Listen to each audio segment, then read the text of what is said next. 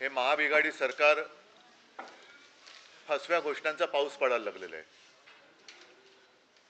त्यांना असं वाटते की त्यांनी आतापर्यंत जो काही कारभार केलाय तो सगळा कारभार जनता विसरेल आणि फसव्या योजनांना बळी पडून यांना मतदान करेल अशी त्यांची एक वेडी आशा आहे। मग या योजनांमध्ये लाडकी बहीण अशा बऱ्याच काही गोष्टी आहेत। बाकीच्या योजनांवरती मी आज काही बोलणार नाही, त्याच्याबद्दल जनता बोलते, जनता अनुभव घेते आहे। आणि मला जेव्हा वाटेल तेव्हा मी आदित्य, आमचे सगळे संजय राऊत आहेत, देसाई साहेब आहेत, विनायकजी आहेत, सगळेच आवाज उठवतील। आज मी त्यांच्या एका योजनेबद्दल बोलणार आहे आणि ती योजना म्हणजे लाडका मित्र किंवा लाडका कॉन्ट्रॅक्टर किंवा लाडका उद्योगपती ही योजना। आणि ही योजना, त्या योजनेबद्दल आम्ही गेल्या वर्षी धारावी येथे मोठा मोर्चा काढला होता। साहजिकच आहे, धारावीचा उल्लेख केल्यानंतर आज मी जे बोलणार आहे ते धारावीच्या पुनर्वसन प्रकल्पाबद्दल। धारावीकरांना त्यांच्या हक्काचं घर जिथल्या तिथे मिळालंच पाहिजे आणि ते सुद्धा 500 स्क्वेअर फुटाचं मिळालंच पाहिजे, ही शिवसेनेची आग्रही भूमिका कालही होती, आजही आहे आणि उद्या सुद्धा राहणार आहे। धारावीचा विचार केला तर धारावी ही केवळ एक नुसती झोपडपट्टी नाही, तर एक त्याच्यात वेगळेपण आहे। ते वेगळेपण असं आहे की ही जणू काही इंडस्ट्रियल श्रम, म्हणजे ह्या प्रत्येक घरामध्ये एक मायक्रो स्केलचा उद्योग चालतो। मग त्याच्यामध्ये काही ठिकाणी कुंभार पण आले, अगदी इडलीवाले आले, चामड्याचा उद्योग करणारे आले, कुंची कोरवे आले, बऱ्याच गोष्टी आहेत। आणि त्या उद्योग धंद्यांचं करणार काय हा एक प्रश्न अजूनही अनुत्तरित आहे। आम्ही मोर्चा काढला होता, तो मोर्चा जो एक बेसुमार TDR काढून अडाणीला द्यायचा त्यांचा जो डाव आहे, जो आम्ही उधळून लावणार आहोत, तो कधीही यशस्वी होऊ देणार नाही आहोत। मुंबईभर अडाणींकडनंच TDR विकत घेतला पाहिजे ही एक जबरदस्तीची अट त्यांनी त्याच्यात टाकलेली आहे, त्याच्या विरुद्ध तर आम्ही दंड थोपटलेले आहेतच। मात्र गेल्या आठवड्यात काही बातम्या आल्या, त्या बातम्या पाहिल्यानंतर ह्या योजनांच्या सगळ्या फसव्या धुरळ्यामागे त्यांच्या कॉन्ट्रॅक्टर मित्राचं कसं ते चांग भलं करू इच्छित आहेत ते आम्ही तुम्हाला आज दाखवत आहोत। एकूण काय तर मोदी आणि शहा गुजरातला मुंबईची गिफ्ट सिटी पळून नेलेली आहे आणि मुंबईला अदानी सिटी करण्याचा त्यांचा डाव आहे।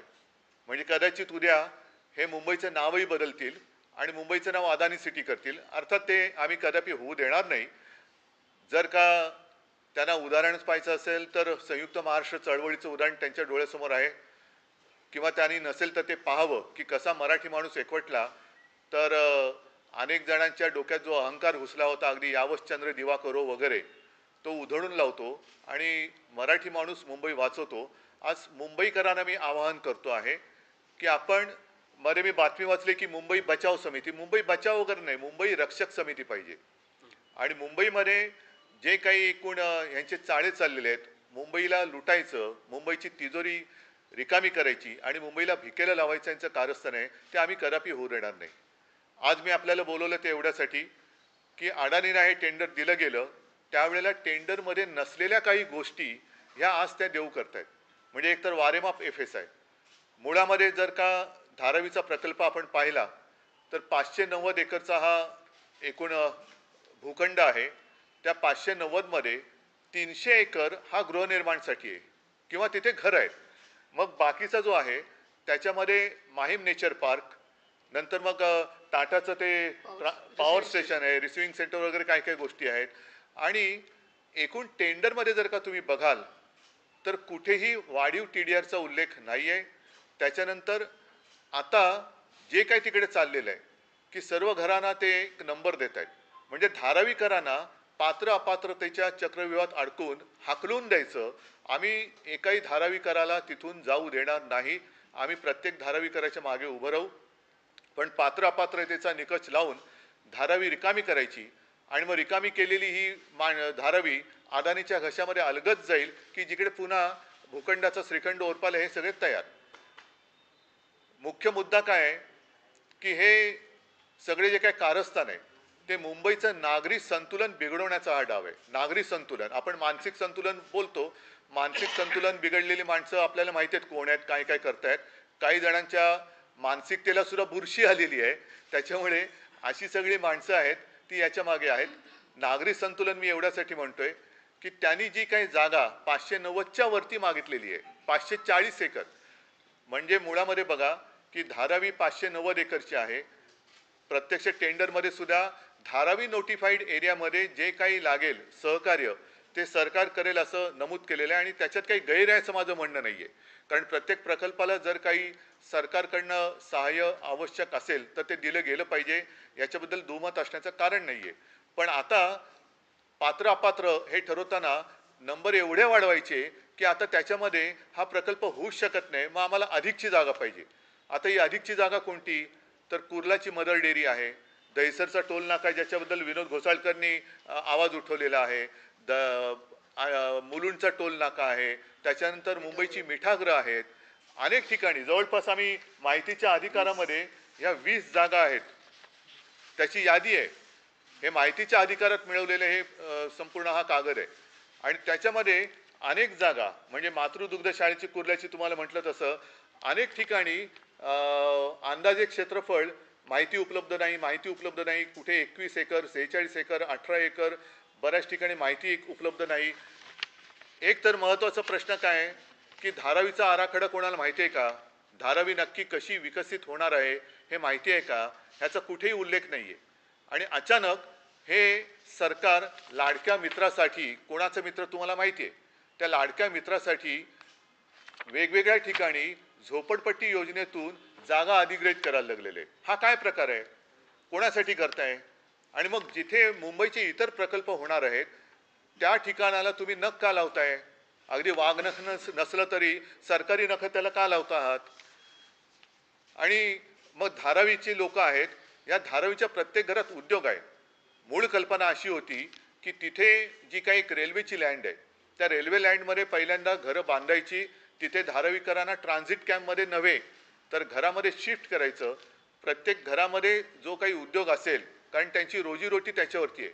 जर यांना ट्रान्झिट कॅम्पमध्ये हलवलं, मिठागरात हलवलं, इन्फ्रास्ट्रक्चर कोण देणार? अदानी देणार? दहिसरच्या टोल नाक्यावरती हलवलं, काय म्हणून हलवायचं? तिकडे आम्ही बस टर्मिनस मागतो, इतर काही गोष्टी आहेत, मुलुंडचा टोल नाका आहे. म्हणजे जिथे मुंबईचे इतर प्रकल्प आहेत, जे मुंबईच्या एकूण जे आपण इन्फ्रास्ट्रक्चर म्हणतो त्याच्यासाठी गरजेचं आहे, तिथल्या जागा ह्या अदानीच्या घशात घालायच्या. तिथल्या धारावीचा TDR, पुन्हा या जागांचा TDR काढणार, कारण तिकडे गेल्यानंतर ही काही जागा अदानी सोडणार नाही. मग इथे हे किती काळ धारावीकर राहणार? तोपर्यंत त्यांच्या उद्योगधंद्याचं काय होणार? त्यांच्या रोजीरोटीचं काय? इडलीवाले म्हणजे आज शहराला मोठ्या प्रमाणावरती जी काही इडली पुरवली जाते तिथले बरेचसे इडलीवाले बाबूराव तिथे आहेत. चांबड्याचे सुद्धा बरेचसे उद्योग तिकडे आहेत.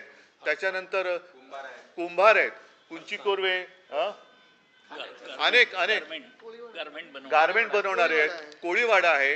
ही लोक तुम्ही ट्रान्झिट कॅम्पमध्ये हलवल्यानंतर तुम्ही त्यांना घरं, एक साधारण म्हणजे इथली झोपडपट्टी आहे ती झोपडपट्टीतनं चांगली घरं द्यावं ही योजना असताना तुम्ही इथल्या झोपडपट्टी धारकांना उचलून त्यांना पात्र अपात्रेचा निकष लावून मिठागरात किंवा इतरत्र पुन्हा झोपडपट्ट्यांमध्ये फेकणार. मग धारावी तुम्ही अदानीच्या घशात कशी घालणार? आणि मला असं वाटतं जर एकूण टेंडरचा अभ्यास केला, हे 200 पानाचं टेंडर आहे, 189, ह्या टेंडरचा अभ्यास केला तर याच्यामध्ये कुठेही आज देऊ केलेल्या सोयी सुविधांचा उल्लेख नाही. म्हणजे ही मोठी फसवणूक आहे. म्हणजे इतर त्यावेळेला ज्यांनी टेंडरमध्ये सहभाग घेतला होता त्यांच्यापैकी कोणीतरी जर का कोर्टात गेलं तर हे टेंडर रद्द होऊ शकतं. आणि आमचं म्हणणं आहे की अदानीसाठी जर तुम्ही मुंबईची विल्हेवाट लावणार असेल तर हे टेंडर रद्द करा. धारावीकरांना तिथून उचलून कुठेही मिठागरात किंवा कुठेही टाकता येणार नाही. जर अदानीला इकडे जमत नसेल तर अदानीने सांगावं की मला हे जमत नाही, त्यांनी टेंडर सोडून द्यावं, पुन्हा टेंडर काढा. आणि त्याच्यामध्ये एकदाच काय ते तुम्ही स्वच्छ, पारदर्शक, हा त्यांचा शब्द आहे, पारदर्शकपणाने टेंडरच्या किंवा निविदेच्या अटी तटी शर्ती त्यांना देण्यात येणाऱ्या सोयी सुविधांचा उल्लेख करा. पुन्हा नव्याने टेंडर काढा आणि धारावीकरांना तिथून आम्ही हाकलू देणार नाही. धारावीकराला तिथल्या तिथे 500 फुटाचं घर मिळालंच पाहिजे, त्याच्या उद्योगाची सोयीसुद्धा तिथे झालीच पाहिजे, ही आमची आग्रही मागणी आहे. आणि म्हणून हा जो काही सगळा अदानींच्या घशात मुंबई टाकण्याचा डाव आहे तो शिवसेना तर उधळून लावेलच. पण मी मुंबईकरांना, तमाम मुंबईकरांना, ज्यांना असं वाटत असेल धारावीमध्ये होतंय आमचं काय, तसं नाही आहे. हे कळत नकळत ज्या 20 जागा आहेत तुमच्या सुद्धा विभागात होणार आहेत. म्हणजे एकूणच नागरी सुविधांवरती जो भार पडणार आहे तो भार उचलणार कोण, त्याचे पैसे कोण देणार? नुसतं धार म्हणजे अदानीने या जागा तुम्ही फुकट देणार आहात का? त्यांच्या सोयी सुविधा ज्या आहेत, पिण्याचं पाण्याचं काय, सिवेजचं काय, या सगळ्याचा खर्च अदानी देणार आहेत का? आणि नसेल तर आमची जाहीर मागणी आहे की हे अदानीला झेपत नसणारं काम हे टेंडर रद्द करून दुसऱ्या योग्य माणसाला ते टेंडर द्यावं. त्याच्यासाठी पुन्हा तुम्ही ग्लोबल टेंडर मागवा, अनेक जण येऊ शकतील, पण हा मुंबई उद्ध्वस्त करण्याचा डाव, धारावीकरांना उद्ध्वस्त करण्याचा डाव शिवसेना यशस्वी होऊ देणार नाही. हो, पुन्हा आंदोलन करण्याची आता वेळ आलेली आहे. नाही, कोर्टात जाण्याचं आम्ही ठरवलेलं नाहीये. माझं म्हणणं असं की याच्या विरुद्ध जर कोर्टात गेलं तर हे टेंडर रद्द होईल, कारण याच्यामध्ये कुठेही जो जास्तीचा TDR जो म्हटलेला आहे त्याचा उल्लेख नाहीये. आणि हा TDR म्हणजे कित्येक फुटाचा अजून त्याचा हिशोबच लागत नाही किती TDR त्यातनं जनरेट होणार आहे. तो केल्यानंतर तो सगळा TDR बँक, या बँकेचा मालक अदानी होणार. दुसरं हे मागे मोर्चात विषय झालेले आहेत, म्हणजे कुठेही कोणाला आणि इंडेक्सेशन काढल्यानंतर कुठेही वापरता येईल वगैरे हे सगळं म्हटल्यानंतर जर कोणाला मुंबईमध्ये काम करायचं असेल तर पहिल्यांदा 40% TDR हा अडाणींकडनं विकत घ्यावा लागेल. ते विकत घेतल्याचं सर्टिफिकेट मिळाल्यानंतर मग त्या विकासकाला पुढची परवानगी मिळेल.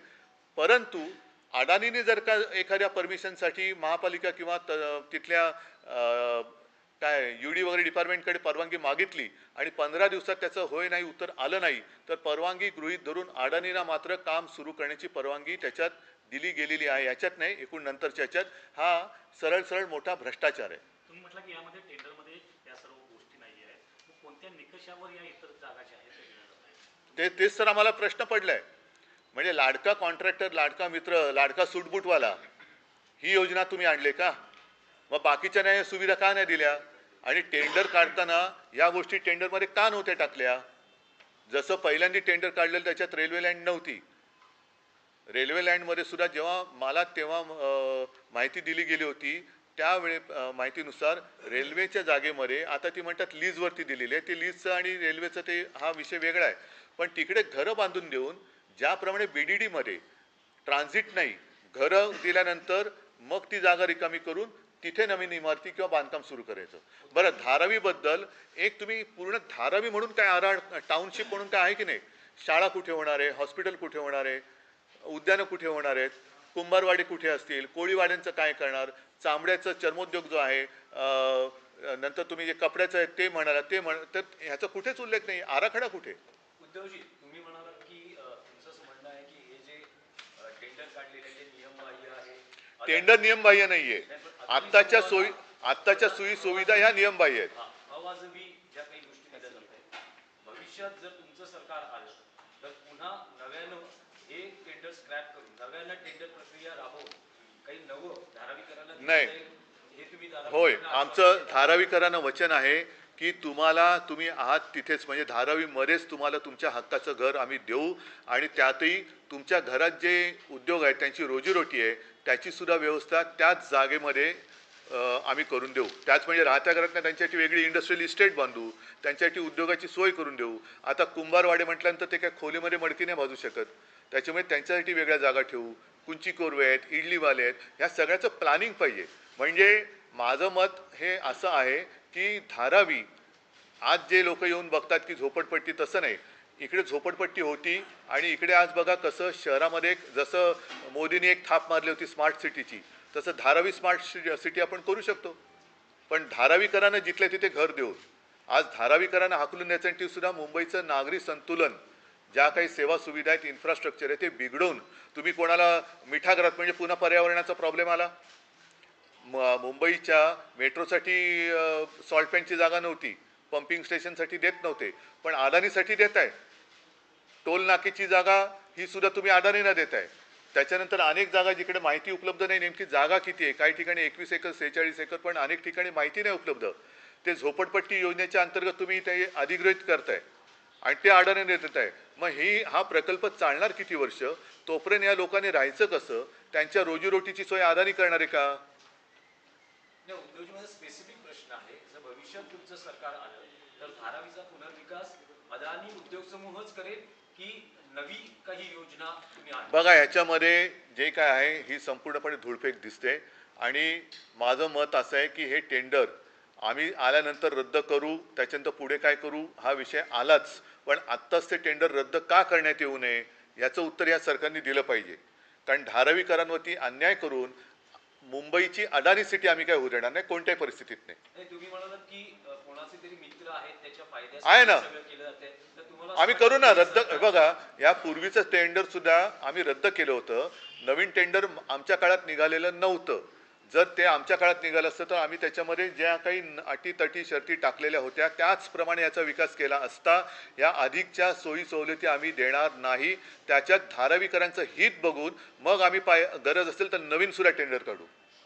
सर्वे जेव्हापासून सुरू आहेत तेव्हापासून पात्र आणि अपात्र यामध्ये अपात्रांची जास्त संख्या होते. हो. धारावी बचाव हो. समितीचं देखील हेच म्हणणं होय. आहे की विनाकारण अपात्र केलं जातंय, विशेषतः दुसऱ्या आणि तिसऱ्या मजल्यावरचे जे काही झोपडपट्ट्या आहेत त्यांच्याविषयी काय ते अनेक जण नाही, म्हणून माझं काय म्हणणं आहे की तुम्ही धारावीचा विकास म्हणजे नेमका काय याची व्याख्या करा. धारावीचा विकास म्हणजे अदानींचा विकास नाही. तिथे राहणारे जे काय आहेत तिथल्या सगळ्यांना तिथे घरं देऊन मग तुम्ही विकास करा. आणि जर हे त्या विकासकाला झेपत नसेल तर त्यांनी सरळ सांगावं की मला झेपत नाही, मी हे करू शकत नाही, नवीन टेंडर काढा, सगळ्या गोष्टी त्याच्यात टाका. पण त्याच्यासाठी ही मुंबईची विल्हेवाट लावत आहेत. एक तर सगळ्या TDR मुंबईभर वापरायला अडाणीनं मोकळीक दिले. ह्या धारावीकरांना हाकलून देऊन, मी हाकलून हा शब्द मुद्दामून वापरतोय, हाकलून देऊन दुसऱ्या झोपडपट्ट्यांमध्ये म्हणजे मिठागरामध्ये तुम्हाला काय वाटतं टॉवर बांधून देणार त्यांना? एकतर मिठागरं म्हणजे पर्यावरणाचा विषय आला, त्याच्यामध्ये तुम्ही सांडपाण्याची सोय कशी करणार, पिण्याचं पाणी कोण देणार? ह्या सगळ्या वस्त्या अशा विखरून टाकल्यानंतर आज जी धारावी आहे ती विखरून टाकायची, त्यांच्या रोजीरोटीची वाट लावायची, तिकडनं त्यांना हाकलून दिल्यानंतर पुन्हा हे तिकडे येऊन राहू शकतील का? आणि म्हणून माझं मत असं आहे की जर अडाणीनं झेपत नसेल तर टेंडर रद्द करा, पण ह्या मुंबईची विल्हेवाट लावणाऱ्या गोष्टी आम्ही होऊ देणार नाही.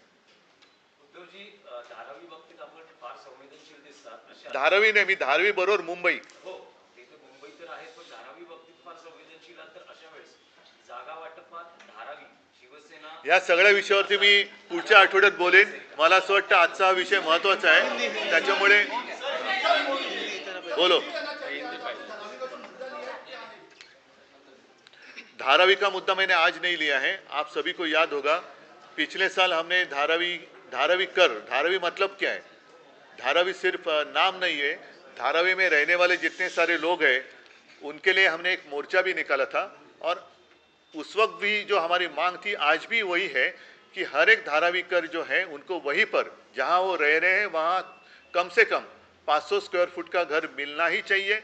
और साथ ही साथ धारावी एक ऐसी झुग्गी झोपड़ी है, झोपड़पट्टी है कि शायद उसको हम कहें इंडस्ट्रियल स्लम. हर घर में उद्योग चल रहा है, वहाँ पर कुछ क्या माने चला कुंभार भी है, वहाँ इडली बनाने वाले लोग भी हैं, चर्मकार भी लोग हैं. सारे लोग अपने अपने घर में अपनी रोजी रोटी का इंतजाम कर रहे हैं. उनका क्या होगा? और उस वक्त जो हमने मोर्चा निकाला था उसका मूल जो विषय था वो यही था कि धारावी में पता नहीं किसने कब गिना और TDR जो निकाला है FSR, उसमें TDR निकालकर पूरे मुंबई शहर में उसका इस्तेमाल अदानी कर सकते हैं. ये कौन सा न्याय है? आज तक कभी ऐसे हुआ नहीं था. और अगर धारावी की अगर हम बात करें तो टेंडर में लिखा हुआ है 590 एकड़, उसमें 300 एकड़ जो है वो हाउसिंग के लिए है, बाकी माहिम नेचर पार्क है, टाटा के भी कुछ काम चल रहे, पावर स्टेशन है, तो वो छोड़कर 300 एकड़ की बात है और वो टेंडर में है.